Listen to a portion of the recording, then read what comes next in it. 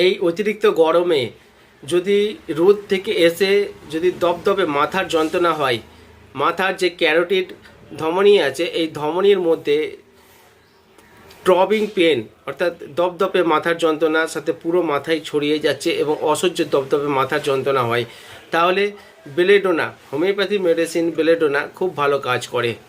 আর মাথার যন্ত্রণা যদি শুধু ডান দিকে হয়, ডান সাইডে শুরু হয়ে বাঁ দিকে ছড়িয়ে পড়ে, তাহলে সেক্ষেত্রে স্যাঙ্গোনেরিয়া ক্যানাডেন্সিস ভালো কাজ করে।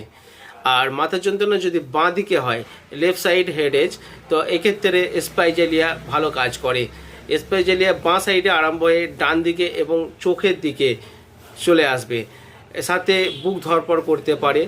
তো এই লক্ষণগুলো ভিত্তিক যদি হোমিওপ্যাথি মেডিসিন এগুলো ব্যবহার করায় খুব ভালো কাজ করে। আর ওষুধ খাওয়ার নিয়ম বা ডোজ জানতে হলে আপনারা কমেন্ট বক্সে লিখে জানান, আমি সেখানে